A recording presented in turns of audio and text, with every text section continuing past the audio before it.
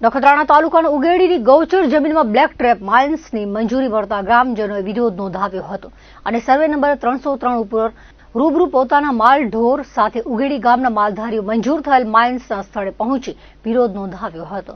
માલધારીઓએ જણાવ્યું હતું કે ઉગેડી ગામની ગૌચર જમીનમાં સરકાર દ્વારા ખાનગી કંપનીને બ્લેક ટ્રેપ માઇન્સ મંજૂર કરેલ છે, જેના કારણે અમારા વિસ્તારમાં વાતાવરણ બગડશે અને મોટું નુકસાન થશે।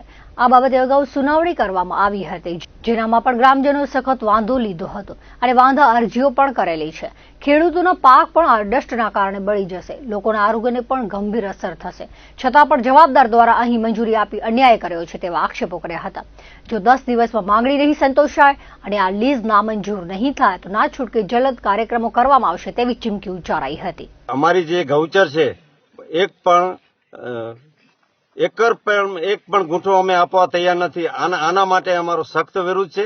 જે અમારું ગામ પશુપાલનમાં સંકળાયેલું છે, અમારા પશુ માલઢોર જે અમારા સરપંચે કીધું કે અમને વધારે જમીન ખપશે, જેને બદલે ઓછી જમીન થાય છે।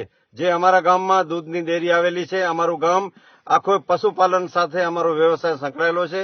આ માટે અમે સરકારશ્રીને રિક્વેસ્ટ કરીએ છીએ કે અમારું ગૌચર અન્ય કોઈ કારણોસર બીજો ખાનગી કંપનીને આપવામાં ના આવે, એમાં અમારો સખ્ત વિરોધ છે। અને અમારા સરપંચે કીધું એમને હું પણ દોહરાવું છું, એમનો અમારો સૌ ગામજનો સૌ સર્વે જ્ઞાતિના ગ્રામજનો અમે સૌને સાથે છીએ અને અમારો વિરોધ છે અને જ્યાં સુધી નિરાકરણ નહીં આવે ત્યાં સુધી અમારો વિરોધ અમે છોડવાનો નથી। ખરા અર્થમાં અમારી ગૌચર બચાવવા માટે અમારું આ આંદોલન છે એ અમે ચાલુ રાખશું। અમારા ઉગેડી ગામે જે ગૌચર છે એ ગૌચરની બાબતમાં અમે ઘણા સમયથી લડીએ છીએ।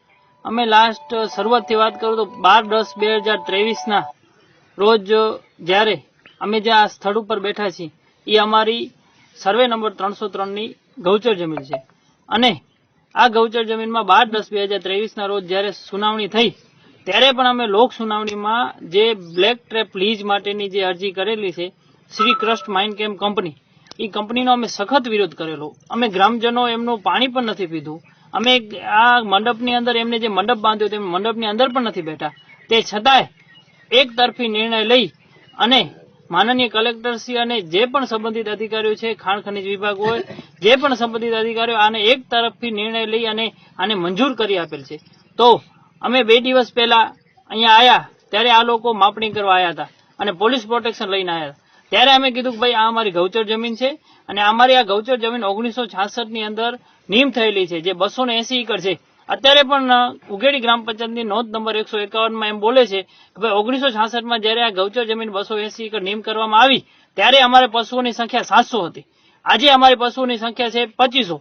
તો હું એમ કહું છું સરકારશ્રીને કે અમારે જયારે 700ની પશુઓની સંખ્યા નોંધમાં બોલે છે, જયારે 280 એકર અત્યારે છે જમીન જે 303 નંબર છે, તો અત્યારે અમને 1000 એકર જમીન જોઈએ। આ પશુઓની અમારી સંખ્યા પ્રમાણે અમને ગૌચર જમીન 1000 એકર મળવી જોઈએ। અમારો ગામ પશુપાલન વ્યવસાયથી જોડેલો છે, ખેતીવાડીથી જોડાયેલો છે અને તે છતાંય જો અમને માન્ય ન રાખીને અમારી પાછી ગૌચર જમીન જો ખાનગી કંપનીને આપી દેતા હોય તો એમના અંગત સ્વાર્થ માટે, નથી કોઈ સરકારી કામ, નથી કોઈ સરકારને ફાયદો, અને આખું ગામ એક બાજુ અમે ગ્રામસભાનો ઠરાવ કર્યો છે, 3 વખત ગ્રામસભાનો ઠરાવ કરીને માનનીય સાહેબશ્રીને આપેલો છે। એટલે હું નમ્ર વિનંતી કરું છું, જો અમે 10 દિવસ અહીં અમે આ ધરણા પર બેઠા છીએ, જે ગૌચર જમીન અમારી છે, જે સ્થાનિક ગૌચર જમીન ઉપર અમે અહીં ધરણા પર બેઠા છીએ, જો પણ એનો નિર્ણય નહીં આવે, સંબંધિત અધિકારીઓ કલેક્ટરશ્રી, નાયબ કલેક્ટરશ્રી, મામલતદારશ્રી જો એનો નિર્ણય નહીં કરે અને ખાણ ખનીજ વિભાગ અને જો એનો નિર્ણય નહીં કરે તો અમે આગામી સમયમાં 10 દિવસ પછી નાયબ કલેક્ટરશ્રીની ઓફિસે અચોક્કસ મુદત પર હડતાલ પર ઉતરશું અને ધરણા કરશું અને છતાં પણ નિર્ણય નહીં આવે તો અમે આગામી ઉગ્ર આંદોલન કરશું। કારણ કે અમારી ગૌચર જમીન સિવાય અમારે બીજો કોઈ ઉપાય નથી અને અમારી આ ગૌચર જમીન કોઈ પણ ભોગે આપશું નહીં। અમારો તો હવે આ ત્યાં ધોવાનું છે ને, માલ ને 1 પાઉન્ડ ચકી આવી ગઈ, એક જમીન છોડી થઈ ગઈ, ફોરેસ્ટ ખાતા થઈ ગયા, બીજી ખેતી થઈ ગઈ, તો હવે આ ચા રોકવાનું? આ જનાવર આ ઉભા જો આ જંગલનો માલ છે, જંગલમાં રહે કે ઘરમાં વાડામાં રહે નહીં, તો આ જનાવર ક્યાં રોકવા? ક્યાં ગૌચરમાં ન રોકાય તો કોઈની રવિમાં રોકાય, ફોરેસ્ટમાં રોકાય, ક્યાં રોકાય? પૂરા રહે કે હવે આ જંગલનો જનાવર છે, ખડનું ખાનારું છે, ખડ ખાય તો જંગલમાં જાય તે ખડ ખાય, જંગલ નું હોય તો એ ખાય હું